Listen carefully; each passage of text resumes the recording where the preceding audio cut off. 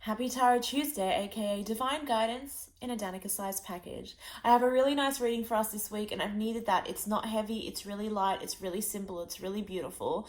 And just before I get into it, I want to share with you a conversation that I was having last night with a friend about how I have not been seeing the best in others and the best in my world because I have not been my best. And as a result, I have not been able to hold the space that my world and my people require in order for them to show me their best.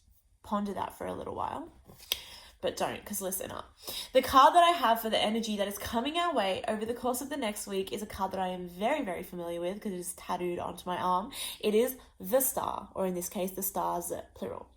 This card represents taking darkness and transforming it into light. Now, approaching winter, really going through this autumn phase, I always come into the stage in my life where I start to get a little bit creepy inside of my head. This darkness seems to seep in, this coldness starts to settle into my bones, and shit starts to get a little bit weird for me. And it all serves a purpose, I understand that. But the most important thing is for me to not get stuck there. And this card comes at a really, really good time because it is reminding me that we are walking, talking alchemists. We are walking, talking chemistry sets.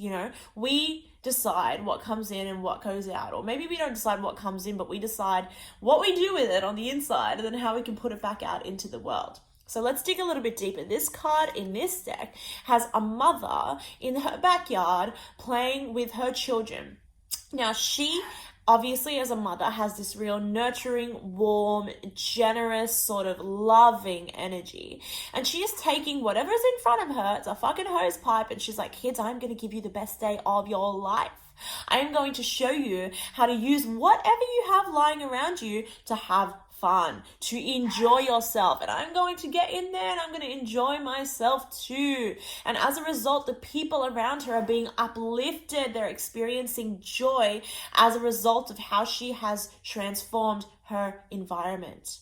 So this card represents hope, that we can find joy in anything, in any mundane little thing. It represents inspiration because the star shows people how to transform their environment, how to transmute their energy, how to create light out of nothing, out of darkness.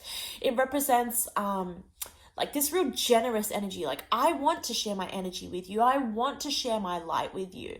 And this is really, the star is a beacon of light in the dead of night, where she sits there and she's like, how can I just make the most of what's going down right now? I understand that I'm sitting in darkness. I understand that it is nighttime. I understand that shit's been heavy, shit's been crap, but I don't need to sit in that.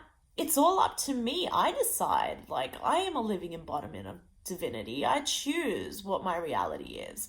And so she takes what she has and she makes the most of it, and then she shares that with others, and she shows others how to take what they have and to make the most of it, okay? Now, this energy is huge. This is a major arcana card, which means that this is real.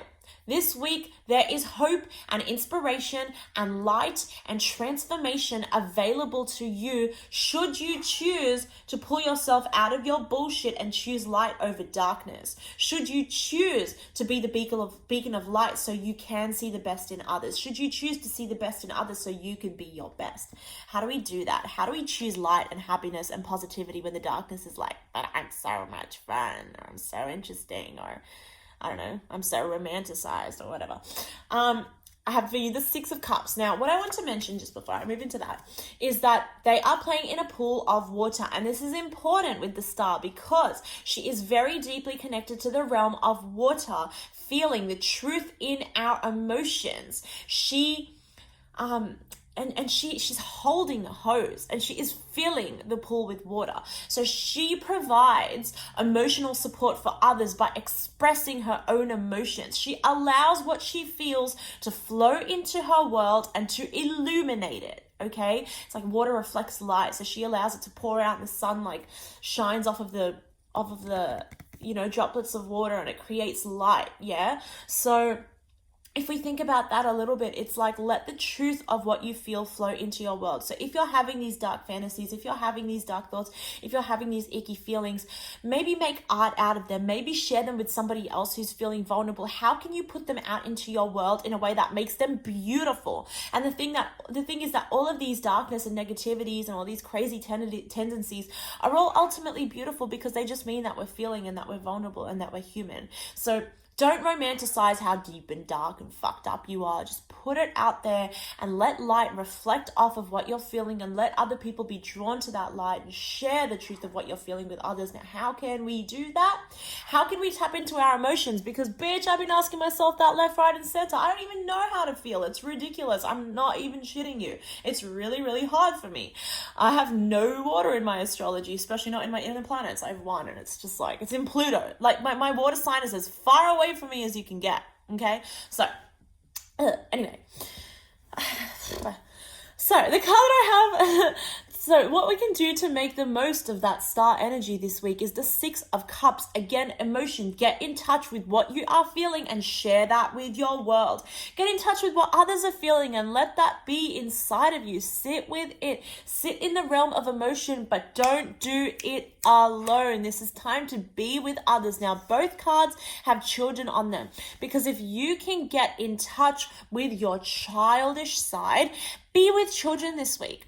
Play. Yeah. So yesterday I was learning in anatomy that, like, literally we don't even know specifically how it works, but laughter counteracts the physiological stress response in the body in a very real way. My lecturer said, if you're stressed, watch comedy. It's a thing. My boyfriend does that all the time, and I'm like, no, if I'm stressed, I want to watch deep, dark, traumatic things so I can stay in my bullshit. It's like, no.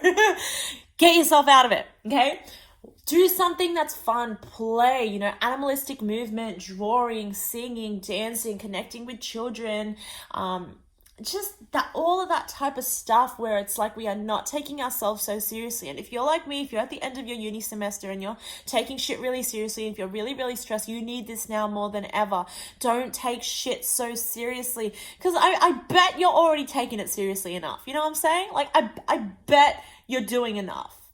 I'm talking to myself too. So can we enjoy the process? Can we please just enjoy the process? Can we take time out to enjoy the process? Or can we make the most of the process while we're in it? So she's playing make-believe. She's playing tea parties with her children. And it's like, literally just dream up fantastical ways of putting your emotion out into your world, whether it be a tea party with your children, or whether it be a beautiful, crazy artwork, or whether it be a video expressing your vulnerability. Just feel this week, and when you have felt and when you have moved that emotion out for you or from you, you create a lightness inside of your body where now there's room to play, and now there's room to feel good, and now there's room to see the world in a better light, and now there's room for others to feel a little bit better around you.